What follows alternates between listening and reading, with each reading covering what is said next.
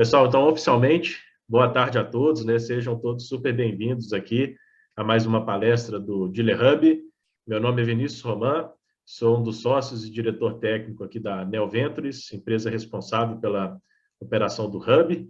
A gente vai conhecer aqui hoje um pouquinho mais sobre a iniciativa, né? Temos alguns colegas que são novos de casa, temos algumas novidades interessantes aí para compartilhar com vocês. Eu vou ser bem breve nessa contextualização, 5, 10 minutinhos aqui no máximo, para que a gente possa aproveitar hoje bastante a Michele Messina, nossa palestrante, já está conosco aqui na sala. Ela vai trazer para a gente uma experiência muito rica do Vale do Silício e como que a gente pode usar o mindset de inovação para, de fato, a gente fazer a diferença aí dentro das nossas organizações. A gente sabe que muito se fala aí de inovação, de transformação digital, mas tudo isso está relacionado às pessoas. Então, somos nós, né, que estamos aqui dentro dessa sala, que participamos aí das nossas empresas, de fato, os motivadores, né, os principais responsáveis para que essa mudança, de fato, aconteça. Então, dou as boas-vindas a todos aí, né, as nossas mantenedoras, Riveza, Traquibel, Grupo Treviso, JGV. JGV, nova de casa, né, está chegando agora para esse ciclo, o Dealer Hub completando agora 2 anos, né, então sejam super bem-vindos, agradecendo aí especialmente o nome da Maria Tereza aí, né, da Cássia, que vem participando mais próximo junto com a gente aqui das ações do Hub, e os nossos mantenedores aí que estão conosco desde o início dessa jornada também, Riveza, né, Traquibel, Grupo Treviso. Então, sejam todos super bem-vindos, né, os nossos convidados externos também. Espero que todos vocês possam aproveitar bastante a nossa palestra de hoje. Próximo slide, por favor. Legal, pessoal. Então, o Dealer Hub, ele surge num contexto, né, que a gente quer, ao mesmo tempo, resolver os nossos desafios do presente, né? A gente sabe que a gente tem vários desafios aí dentro das nossas atividades, mas mais do que isso, né, ajudá-los a construir o futuro aí da cadeia de distribuição automotiva. Então, a gente tem 2 missões, né? Uma é olhar para as nossas operações, para as nossas atividades hoje, né? Buscar sempre ser melhor no que fazemos hoje, mas nunca perder do nosso radar aquilo que está acontecendo, aquilo que vai chegar, aquilo que a gente precisa explorar. Então, a gente, juntos, vamos, de fato, construir o futuro aí da nossa cadeia de distribuição automotiva. Uma das novidades, né, que a gente está apresentando agora, talvez para quem conheça a primeira vez aí o dealer ou tem o primeiro contato conosco, né, ainda não tenha percebido, mas a gente fez um próprio rebrand aqui do nosso Hub, né? Então, a gente já está apresentando aí toda a nossa identidade visual remodelada, né? A nossa nova logomarca, que expressa a nossa direção rumo à construção aí do futuro do setor. Próximo slide, por favor, Camilo. A gente já deu spoiler ali no início, né, da entrada do novo mantenedor, do grupo JGV, mas basicamente são essas empresas que vêm nos ajudando a fazer a diferença, né? Então, juntos, a gente vem trabalhando desafios que são comuns, desafios que a gente compartilha dentro das nossas operações e que, de fato, a gente acredita que é esse esforço coletivo que nos dá mais competitividade, que nos dá oportunidade para a gente crescer de uma forma cada vez mais colaborativa e inovadora. O Dealer Hub, enquanto um hub de inovação, a gente observa aqui que a gente tem uma missão de extrapolar os limites das nossas empresas, né? Então, dentro do Hub, a gente cria um ambiente seguro para que a gente possa relacionar com outras empresas aí da nossa cadeia, relacionar, por exemplo, com universidades, com startups, com centros de tecnologias, trazer também investidores, né, para dentro das oportunidades que a gente gera aqui dentro. Enfim, o grande objetivo é que a gente consiga, enquanto um hub de inovação, apoiar cada uma das nossas empresas parceiras a fazer a inovação acontecer de uma forma diferente, tanto dentro de casa, com seus próprios colaboradores, quanto também interagindo com esses agentes externos. E dentro do Hub, né, a gente tem alguns pilares aqui de atuação. A gente foca muito em trabalho colaborativo, então não tem como a gente falar numa iniciativa que envolve vários players se a gente não está predisposto a colaborar. A gente tem uma alta capacidade, né, de criar um ambiente seguro para a gente testar e validar os nossos projetos.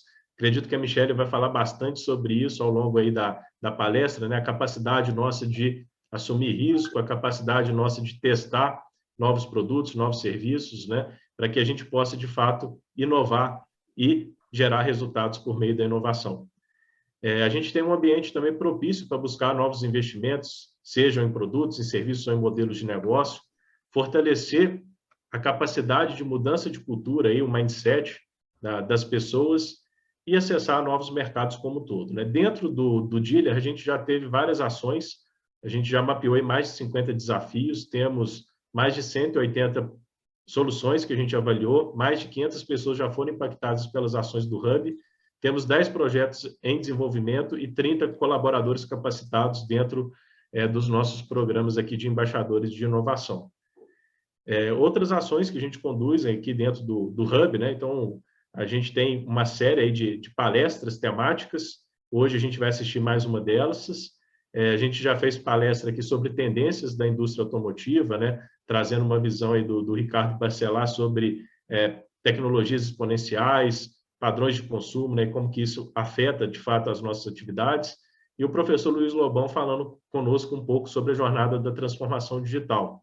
Então, essas palestras, elas são abertas ao público, né? Vocês podem consultar nos nossos canais aí também do YouTube, nas nossas redes sociais. Então, para quem ainda não assistiu, né, fica o convite para estar conosco aí também dentro dessas oportunidades, tanto atuais quanto passadas. Tudo isso é possível, né, graças a um time que fica à frente, liderando esse projeto, né? Aqui a gente está apresentando só o time da Neo Ventures, mas cada empresa mantenedora possui as suas próprias equipes trabalhando junto conosco, né? Então, é importante a gente reforçar que existe times, né, das mantenedoras, além de times aqui da equipe da Neo Ventures. Dentro da Neo Ventures, como eu informei no início, né, eu sou o diretor técnico.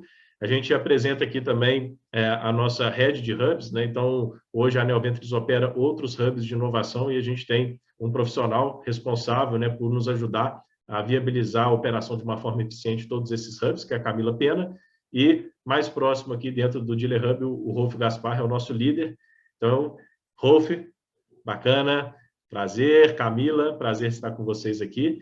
E eu vou chamar a Camila para dar continuidade ao nosso bate-papo de hoje e espero, de fato, que vocês tenham um dia aí de muito aprendizado para a gente compartilhar. Camila, está por aí?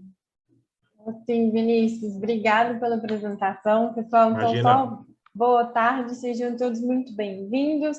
Fico muito feliz aí de poder entrar nessa nova caminhada que vem com certeza muita coisa boa para o futuro. Sem muito me delongar aqui, que a gente já está todo mundo super animado para a palestra mesmo, afinal a gente veio aqui para ouvir mais um, né, desses pontos que a gente traz sobre inovação no nosso dia a dia e tudo. Eu queria dar 2 recadinhos. O primeiro deles é que aqui embaixo vocês vão ter um globinho. Então, a Michele Messina hoje, ela é a nossa palestrante, é uma palestrante internacional, então ela vai estar falando, né, toda a exposição em inglês, mas a gente tem a Paula, que vai estar fazendo a tradução simultânea. Então, se você clicar no globinho aqui embaixo, escolher o canal em português, você vai ouvir sempre a tradução, ou a gente ou a tradução toda em português e em inglês. Você vai ouvir tudo em inglês, né? Ou quem estiver falando inglês, no caso, mas a tradução do que a gente está falando em inglês, ou se vocês quiserem ouvir ele ao vivo, a gente falando português, Michele falando inglês, você deixa no sem nada, no off, tá?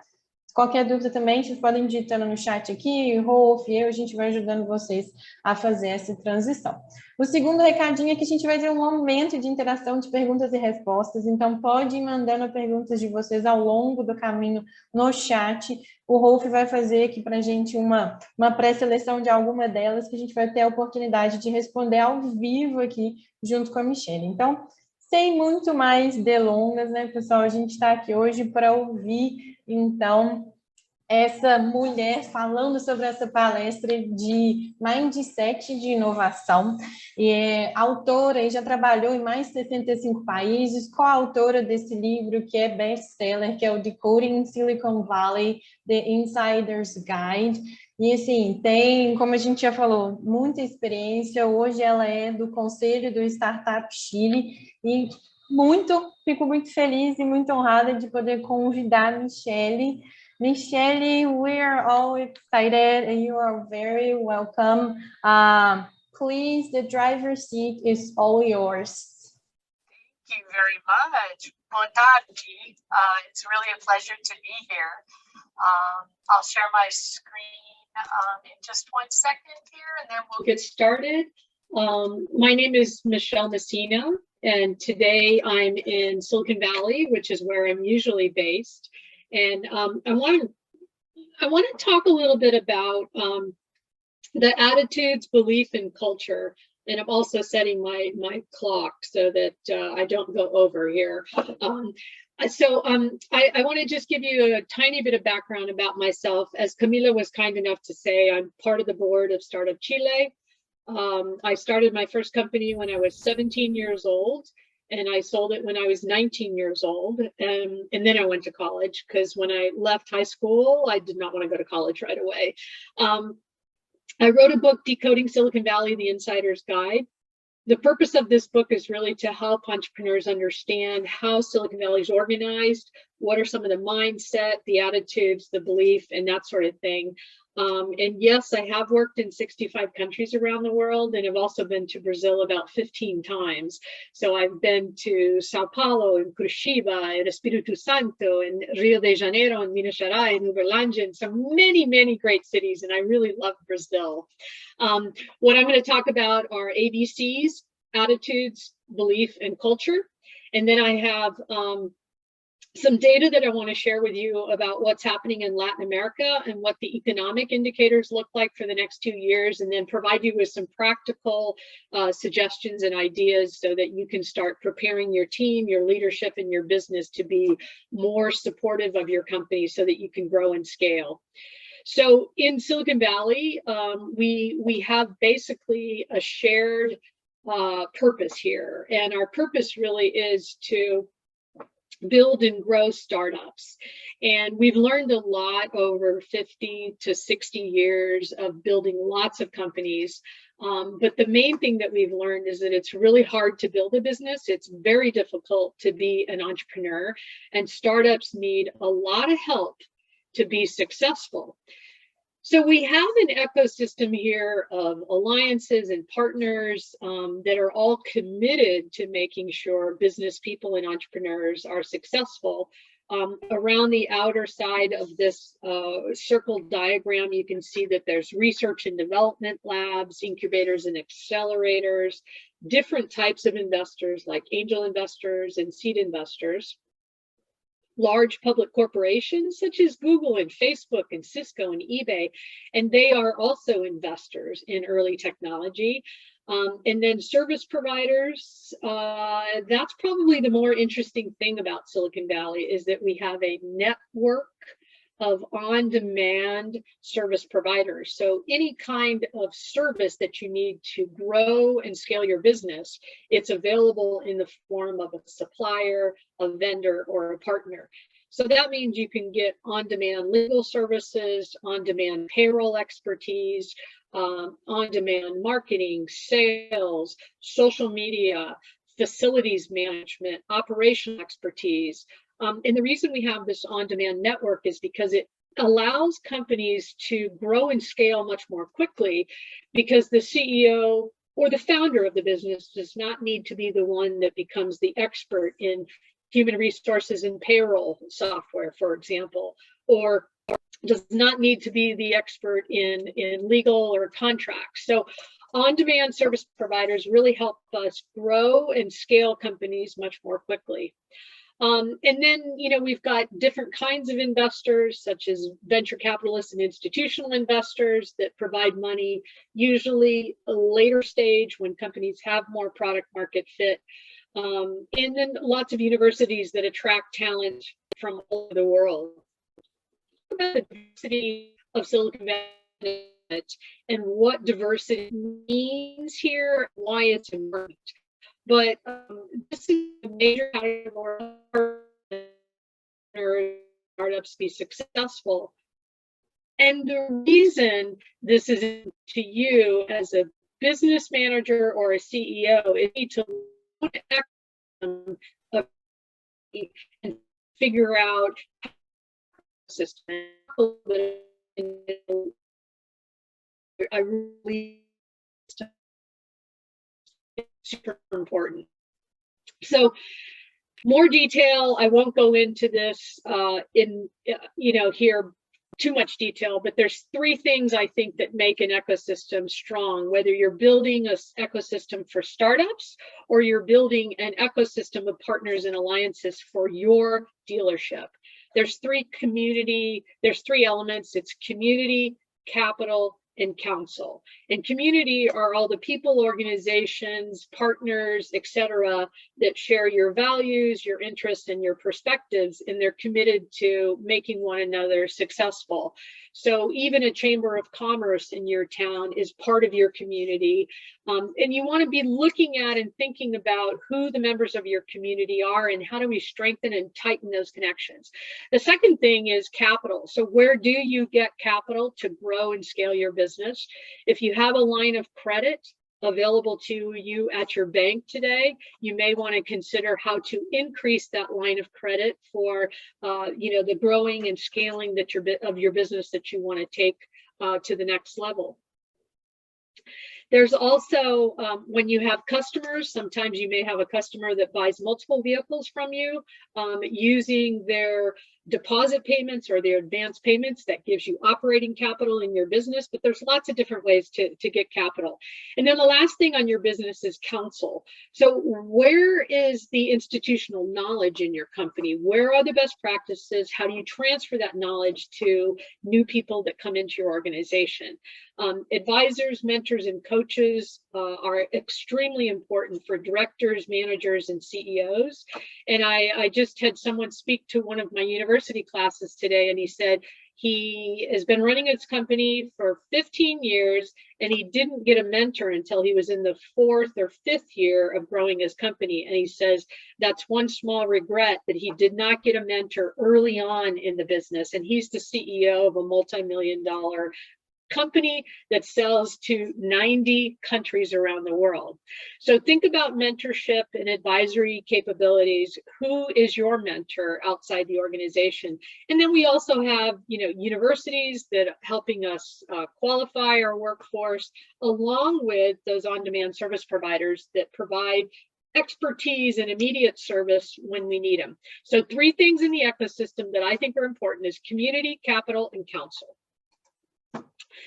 But Silicon Valley itself, this comic makes me chuckle, because this is essentially what Silicon Valley is all about. The man in the middle is saying to the woman in the center of the picture, I'm starting a startup that helps other startups start up. And this means that our business here in Silicon Valley is one of creating startups. It's an engine for creating new businesses all the time. I have heard 3 different numbers about how many startups there are in Silicon Valley, and these have been over the last 3 or 4 days. I've heard there's 10,000 startups in Silicon Valley. I've heard there's 30,000 startups in Silicon Valley, and I've heard that there's 50,000 startups in Silicon Valley. Honestly, we don't really know how many there are, but this is an engine for creating companies that are going to grow and scale really big. So to be here and be part of this ecosystem, we have to share certain values and we have to agree on what's important. And one of the things that's really, really important is the attitude that we have inside our startups and inside our larger companies about what risk and failure is really all about. What does it mean and how important is it in the process? And for us, we understand that it's part of the process, but the challenge really is how do we reduce the risk as much as we possibly can? So that means we have to be testing things with the market, but testing in a much smaller scale, meaning we don't want to build a product with 0 input from the market and then announce it 6 or 12 months later and have the market say, well, that's not really what I wanted at all. I really wanted something that looks like this, not what you just built. So risk and failure is part of the process. And the man who invented the light bulb, he says, I have not failed. I have found 10,000 ways that won't work. And what this means is that experimentation is a critical part of you understanding what the best marketing message is for your online presence? What's the best way to serve and support your customers? How do you want your customers to interact with you? How connected do you want them to feel to you? What's the business model that you have? How do you manage your employees? What's the best way to communicate with the market, communicate with your employees? It's basically testing, testing, testing until you find something that works. So it's not that you failed, it's you found what doesn't work. So your journey to find what does work is still continuing as you experiment. We have a mindset here of not focusing on the obstacles and the problems that we see ahead of us. What we try to do is keep our eye focused on the goal ahead and minimize the risk associated with obstacles in the marketplace. So for example, if we're launching a new product in October of this year, planning what could potentially go wrong and having a plan A and a plan B, those are very good disciplines for the organization to understand how they're going to respond and react if something happens. But we're still focused on the fact that we have a new product launch happening in October, and we need to ensure that we stay focused on those timelines and we remove as much risk as we can as we move closer to our goal. Openness and collaboration are extremely important here. It's a kind of environment where you can go to a conference, and yesterday I did go to a conference, the first open conference in Silicon Valley in more than 2 years. It was really great to listen to the conversations, to connect with people again, to see old friends. But I found a lot of people asking the questions of, how can I help you? What are you trying to accomplish in Silicon Valley? There was 3,000 people at the conference. There were 130 different countries that were represented in the conference. So there was people from Thailand and Qatar and Brazil and Saudi Arabia, and people from all over the world came to be at this particular conference. But there was a sense of openness, a willingness to collaborate, and also a willingness to help one another, to help them move their business forward to the next level, or connect to the person they need to get connected to, or get an answer to a burning question about their product or service. And when you talk about openness and collaboration, trust is a fundamental aspect of doing business and communicating effectively. And when we meet new people here in the Silicon Valley area, we start from a position of equilibrium and a position of trust, meaning I've just met you, I assume you're trustworthy, so I'm going to be open and share with you what I'm doing in my business, what I'm looking for, et cetera, et cetera.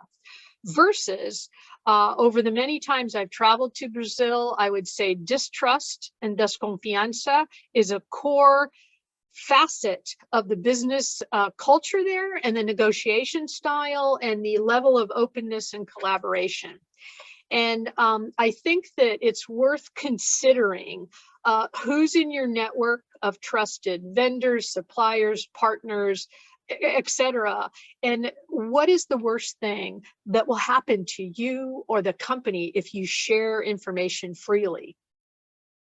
One of the reasons that we're so trusting here is because we suffer from FOMO.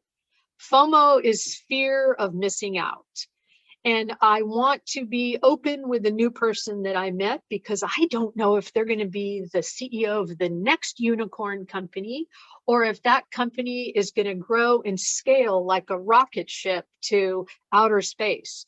So trust is important for FOMO, and it's also important to move things very, very quickly. We're super fast when we respond here, except when we're traveling, but it's really a culture of, if I'm interested, if I don't respond right away to that email or that phone call, that person might forget about me until I respond 2 or 3 days later. And by then their attention is already focused on something else. So trust is important for moving things very quickly in the business process. And because, yes, we do suffer from fear of missing out.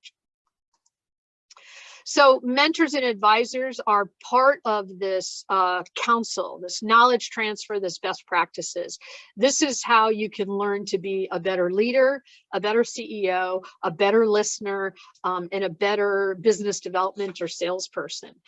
And I would suggest that if you don't have a mentor today, it's a good time to start looking for a mentor or an advisor that can help you improve your own skill set and help you step back from your business and look at it from a macro perspective so that you can see things in their proper sequence, chronology, etc., that allows you to do a better job in your own decision making. What we love here are businesses that bend the rules, break the rules, or disrupt markets. We love big ideas. That's partly why people like the late Steve Jobs, one of the co-founders of Apple, is so revered here, because he was always interested in bending the rules and disrupting markets. And they get they're very much lauded. Apple as a company is very much lauded for the types of products that they did decide to roll out to the market. But there were also 10,000 products that they decided not to roll out to the market because it shifted their focus away from their core business. But in general, companies that are based here are thinking big.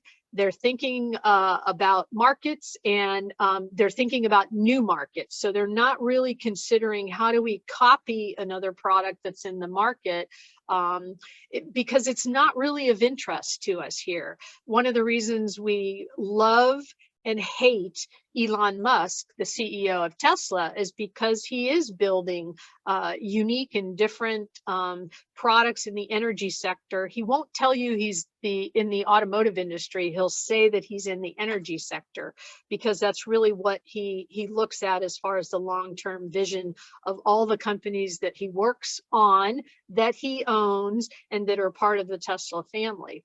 So copycat products and services don't necessarily work well in Silicon Valley. They work well in other parts of the world, but we're really interested in big ideas that bend and break markets. And every company here today is focused on eventually tapping into the global markets. I know Brazilian entrepreneurs who've come from Brazil, based themselves in Silicon Valley, because the expertise is here, the capital's here, and the access to the global markets is here in the Silicon Valley area. We have so many people from so many different countries here that it's not difficult to start accessing the community in Uzbekistan. If I wanted to move into Uzbekistan for my product, I actually could find an entrepreneur here in Silicon Valley that would help open a door in a country like that. But everybody is really focused on global markets. Most people don't come to Silicon Valley to build a company that only sells into California or only sells into the United States. Most companies here are focused on the global markets. So how do we make all this stuff happen? Well, some of this stuff is really obvious, but it's having tolerance for these things. Experimentation is a core part of building products, testing messages on our website, testing business models, testing processes. Everything we do, we should be trying. We're going to fail, try again. We'll hopefully reach success. So experimentation has to be built into the culture of your company, which means you have to be open and welcoming to the process of, or to the fact that sometimes you're going to fail and not always succeed. Diversity is really important here. We have more than 120 different languages spoken in the greater Silicon Valley area, which is approximately 8 to 9 million people.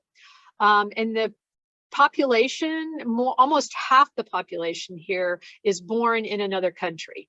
So what this means is that on a given day, you can meet someone from just about any country, or you can sit down in a product management meeting and have people sitting around the table that are from different cultures, different nationalities, went to school in different places, different socioeconomic classes, and all this input and insight and valuable emotional connection they have to building the product tends to mean that the products and services the companies build are better served, they serve the market more effectively, and the companies themselves are stronger because of this diverse workforce. And the return on inclusion in a company is really important to acknowledge. There are economic returns associated with having a very diverse workforce. You have people that are less likely to leave your company within a year. They're more productive on a day-to-day basis. They're more motivated by their job, meaning they have job satisfaction, they like what they're doing, and they're more proactive. And then lastly, they're more willing to share ideas and suggestions on how to improve the workplace, the product, the process, etc. So the lesson here with diversity really is that hire people that are different from you, because they're going to come at the problem from a different way. My mother says when you're solving a problem, 2 heads are better to solve the problem than 1. And it's the same situation with inclusion, diversity, and equity in the workplace. I particularly like this quote: diversity is having a seat at the table, inclusion is having a voice, and belonging is having that voice be heard. So bring in diverse people into your company and having them, providing them with the opportunity to say what's on their mind and participate in the process means you're going to build a stronger company financially and a more tightly knit workforce. So here's the problem. You want to roll out a strategy, you want to change the culture in your organization, or you want your culture to be more receptive to that strategy. Well, this management consultant from the 1960s, Peter Drucker, said, culture eats strategy for breakfast. What this means is essentially it doesn't matter what your strategy is, that your culture will either allow that strategy to go forward and be successful, or your culture will shut that strategy down and prevent it from going forward. And there's certain reasons why. Let's talk about what your customers and your community sees about your company. At the top of the line is the stuff that's obvious, that's external to the organization. So it's your vision, your mission, your policies, how you present yourself into the market, and how you talk about your strategy in the market. But below the line is where all the power in your company culture lies. These are all the unwritten rules, the unwritten processes for getting things done. These are the tight working relationships that are maybe cross-departmental or people that sit side by side. There's the issue of status in the organization. So who's higher, who's lower? Attitudes and feelings. Do your employees feel like they're connected to the company? What do they value? What's important to them? What's the normal behavior that happens in your culture? And then fundamentally, we have the human needs of safety, security, well-being, all those things that are really considered the invisible elements of your corporate culture. And these are the things that will either facilitate your strategy going forward or shut your strategy down and not allow it to grow. So culture is really important. And if you don't understand what your invisible culture is, then it's time to spend some time thinking about that. It takes time to change a culture, just as it takes time to be successful as a business person. One of the founders of Twitter, a man by the name of Biz Stone, said, timing, perseverance, and 10 years of trying will eventually make you look like an overnight success. So if you've been in the business for 10 years or 10 years or more, you're already prepared for overnight success. Luck is a factor too. So there's an athlete who says, the harder I work, the more I try, the more luck that comes to me, or the harder I work, the more luck I make for myself. And the more precise and excellent the execution of your business is, the more you will attract the kinds of customers, partners, and suppliers that you want that is going to help your company grow. So you can build a network with a strong community. You can build a network with strong vendors. And then when things are dark, when times are down, those are the kind of relationships that potentially can sustain the company for a long period of time. Now, there's lots of things about Silicon Valley that are considered competitive advantages for us. There's trillions of dollars of capital available that's under management here. There's billions of dollars that get invested into startups every year.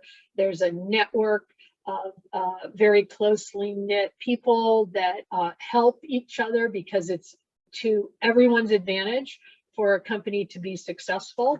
But I think that the biggest competitive advantage that Silicon Valley has is the patience to lose money for a very, very long time. Meaning we understand the experimentation process for getting product market fit right with our customers. That means a product that the market wants to buy on a sustainable, repeatable basis, and the market is large enough to sustain our organization for years to come. And let me give you two examples of the patience that we have in Silicon Valley for losing money for a really long time. Many of you know the company DocuSign, which is an electronic signature platform. They started in 2013 and they went public in 2018. At the time they filed their documents for their IPO, their initial public offering, they had a $50 million loss on their accounts. Their losses slowed prior to the pandemic, but they're still losing money. And as of December 2021, DocuSign posted a $5.7 million loss. Okay, so shocking, crazy information, but what's even more shocking is the fact that this company is 19 years old and they're still not at profitability. And this product, DocuSign, is used worldwide. So that's what I would call the patience to lose money for a long time. And another company you know is Dropbox. They were founded in 2007. In 2020, they wrote down $345 million in losses. And fiscal 2021 is their very first year of profitability. So on $2 billion in revenue, they had $335 million of net income. So that can show you how long it takes to build a company, to get product market fit, and then to have basically the investors be able to cash out and get some return on their money.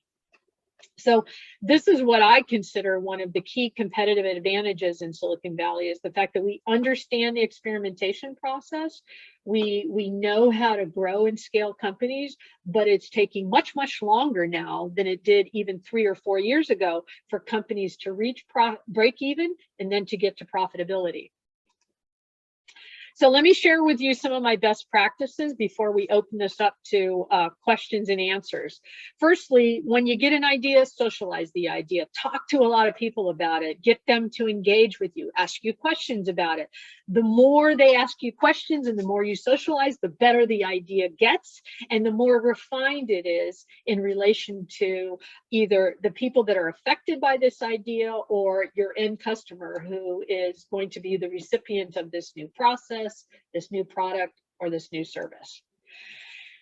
Lots of people say, well, if I have a great idea, someone's going to steal it. But the fact of the matter is the idea really has zero value until you execute upon the idea. So that means that you've got to be able to have the resources, the people, the capital, the know-how to make that idea a reality. So if you've got a great idea, and you know it's a great idea, then see what you can do about putting the people together that share the passion about that idea and want to help you bring that idea to market or create whatever it is you want to create. So the idea has zero value until you execute upon it. Timing's super important too. We have two sayings in Silicon Valley. The first one is too early, too early, too early, too early, just right, too late. And that means that the window of opportunity for you is really small. It's generally too early, then it's the right second, and then it's too late. The other saying that we have is an idea before its time is worse than a bad idea. So that means if the customer has to change too much of their behavior, too much of their process, or too much of their thinking to interact with you, then they're not going to interact with you.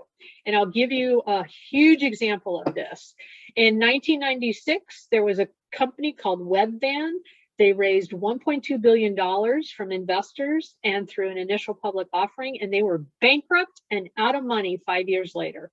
So think about in 1996, we were not streaming music, we were not streaming videos, we had a very tiny internet pipe, and the web van was asking us to buy our groceries online. So in 1996, we tap in the web van URL, go to the web page, and we're going to order bread, milk, meat, and bananas.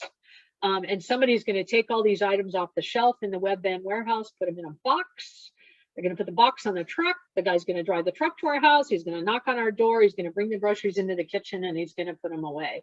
But how do we know that the guy choosing the bananas is at the precise level of ripeness that we like to eat them? Personally, I don't like to eat the bananas when they have little black speckles on them and they're too ripe. I like to eat them when they're kind of just about ripe.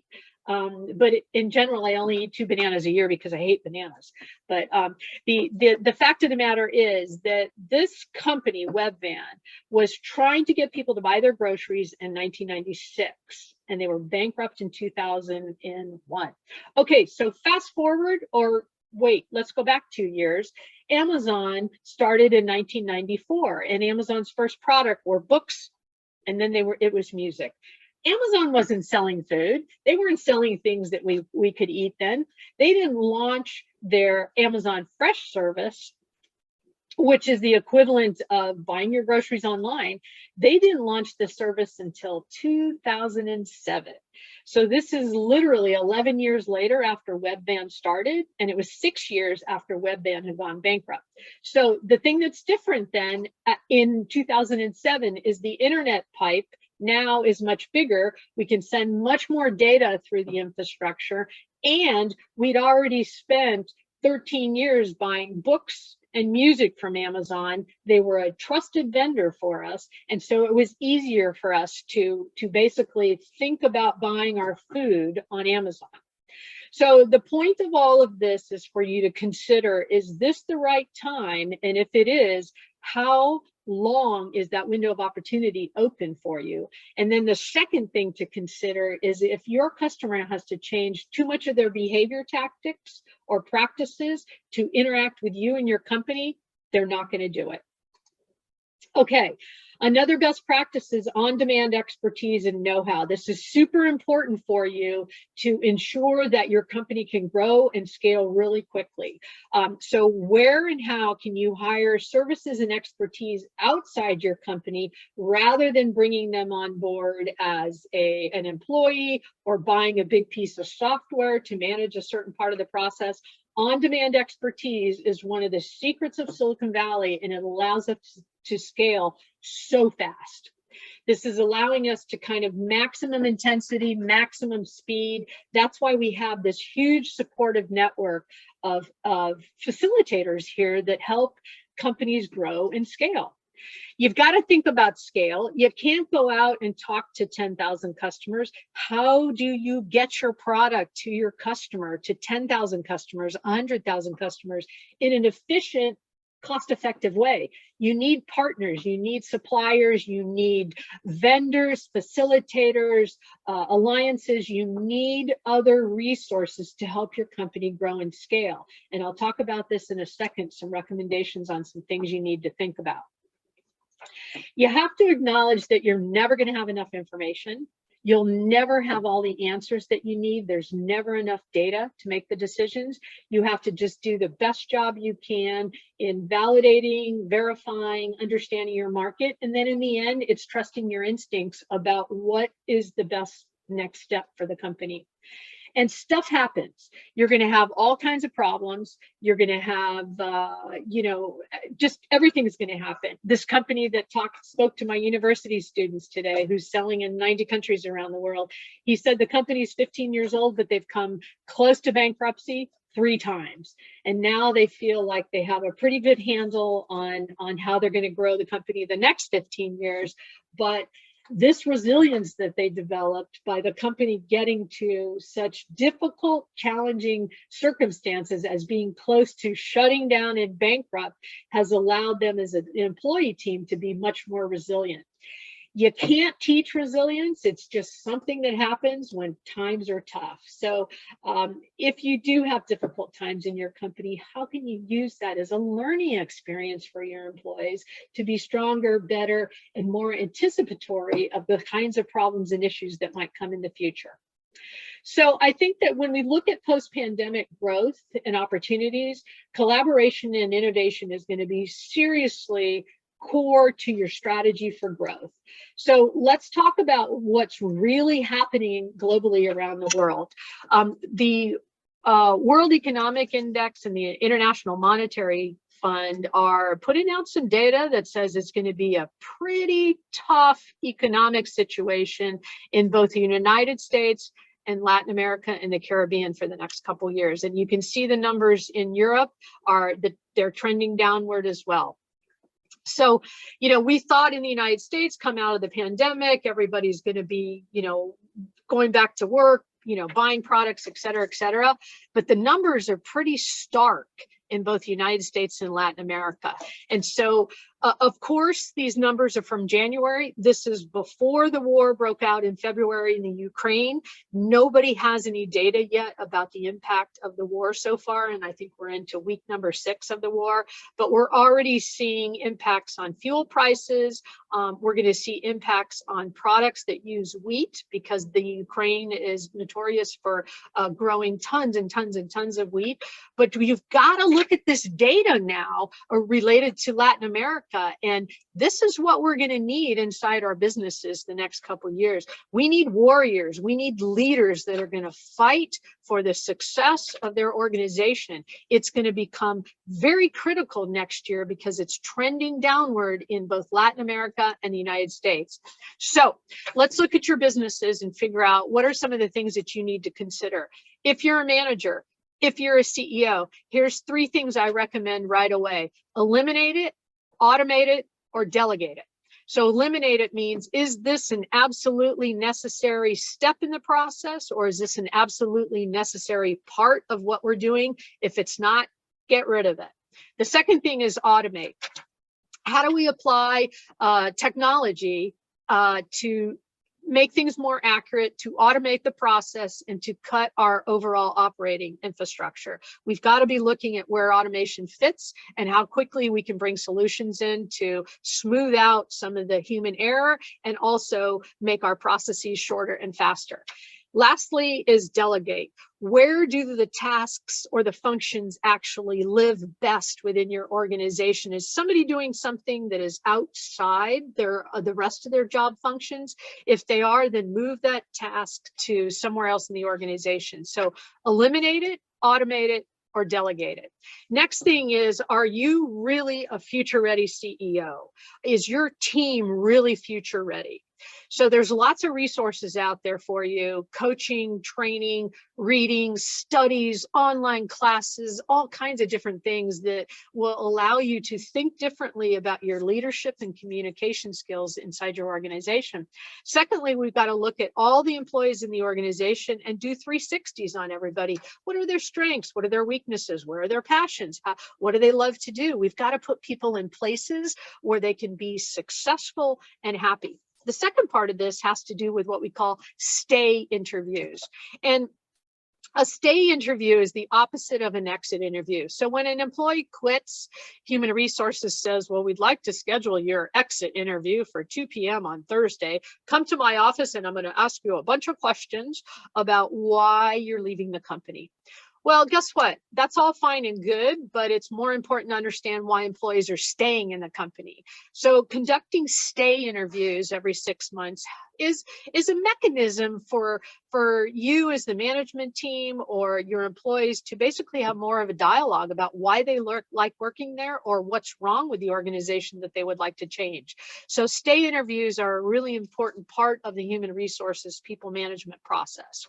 The next thing is, is your team really ready? Well, they need autonomy, decision-making power, and you've got to decentralize your decisions as much as possible. The only way a company can scale is if they do have decentralized decision-making capabilities. So think about that and where that autonomy can live in your organization that will help you speed up what your processes are and to make sure that you're responding and reacting to the market as quickly as possible.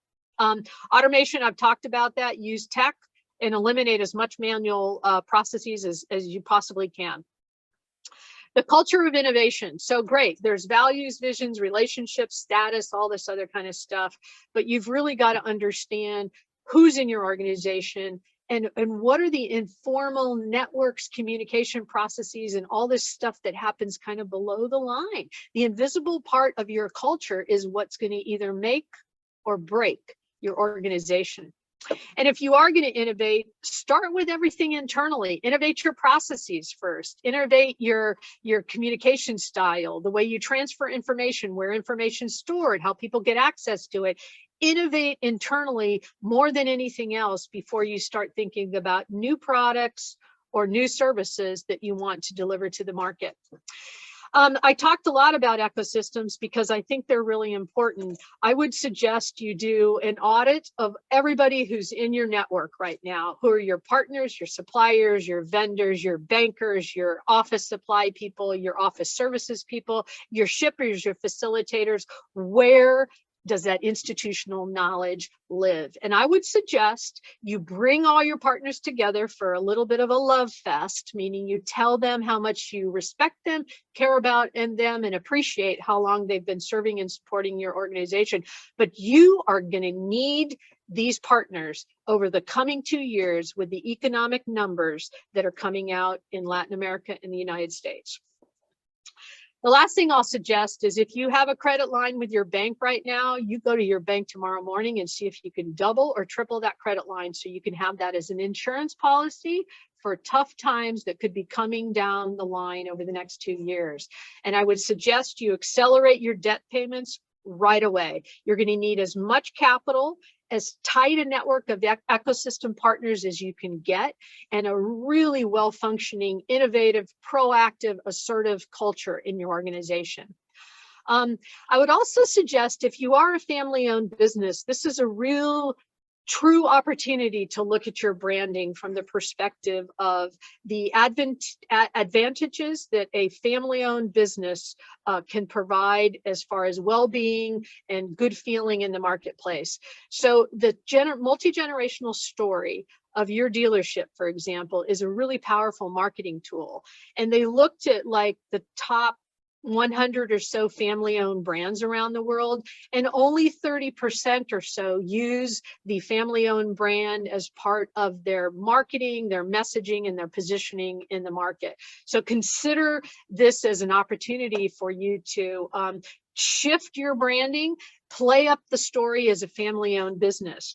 One of the advantages it provides to you is that it brings all the employees together. It creates feelings of belonging, better job satisfaction, and companies that use family-owned branding, their employees are overall much happier than family-owned companies that don't use the family-owned branding. So, and then the last thing I'll suggest is get a garage, start some stuff in a garage, because look how many great companies and great brands started in garages. If you need to move a little bit of your team into a garage for a while to think about and work on things, you know, you'd be surprised about the value of being in a different work environment and how it can stimulate creativity and productivity as well. When I can't focus, I sometimes will go to Starbucks where the noise level is super high, but it's a forcing function for me to spend an hour and a half there to get my work done. So if you need to go find a garage, I highly recommend it, because look at the companies that started in garages. Last thing I'll share with you is about my book. There's lots of interviews in there with investors, entrepreneurs, the value of mentorship. We talk about how to present to investors, why we do so much business in cafes, and then how do you build relationships from a distance that are valuable relationships, not just superficial. And then my skill set and expertise is around strategy coaching. So understanding what our end objective is and how do we work backwards from there. What are the key results that we're going to work on to ensure that that happens? And I'm also spending time in Panama and Vietnam later this year as an entrepreneur in residence, helping build entrepreneurial ecosystems around the world. And I can also teach you to be a better presenter as well.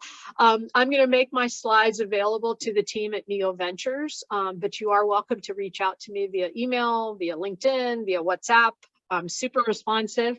I will give you some resources as well about why Americans smile so much and what it really means. The Bessemer Anti-Portfolio is a list of all the companies they passed on. So they passed on investing in FedEx and GE and Apple. Why did they pass on those investments? If you want to know about technology, TechCrunch looks at everything that's happening from crypto to AI to Web3. You know, it's all about tech funding, analyses of markets, et cetera, et cetera. And then if you want to know about the demographics of Silicon Valley, you can go to Joint Venture Silicon Valley. So I am going to pause right here because I want to see what the questions are. Again, I'll make sure my slides get over to Neo Ventures later today, and you guys will get a copy of them. So I'll stop sharing and say thank you very much for your time and attention. How can I help you with questions? Muitíssimo obrigada, Michele. Tenho certeza, a gente já teve alguns comentários. Só um instante, porque eu estava com a tradução aqui e de repente eu comecei a ouvir o retorno da Paula traduzindo para você. Mas voltando aqui, pessoal, tenho certeza que a gente já teve alguns comentários aqui no nosso chat, com certeza foi de grandíssimo aprendizado para todo mundo. Eu mesma fiz várias anotações aqui. E a gente está um pouco corrido com o tempo, mas nós temos uma pergunta aqui que a gente queria trazer, dentre outras, que foi a pergunta do Estevam. Ele queria entender um pouquinho, se você pode compartilhar com a gente alguns desses indicadores que a gente pode estar olhando e procurando para saber se a gente está nesse timing que é o timing correto, né? A gente falou que a gente tem uma janela. E qual é essa janela? Assim, o que a gente pode se basear para poder estar nesse momento certo? That's a great question. So timing is a little bit of art and a little bit of science. There's data that you can get that will help you understand the macro factors that are functioning in the market and may give you a more precise window to plan your product launch. But on the other hand, the art side of it is a little bit of instinct, and it's a little bit of making sure that you have a super tight connection with your prospective customers.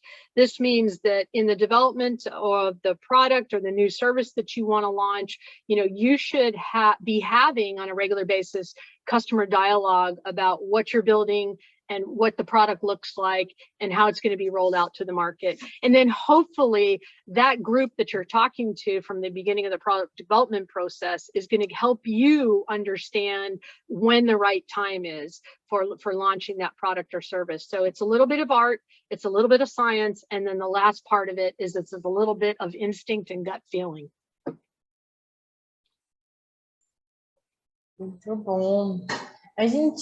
Na verdade, a gente tem mais 2 minutinhos só. Eu queria ver se a gente conseguia responder mais uma pergunta, que é uma pergunta do Júlio, e o Júlio falou o seguinte: quando a gente fala de inovar internamente primeiro e depois a gente avança, ele queria, assim, qual uma forma simples de a gente conseguir fazer isso?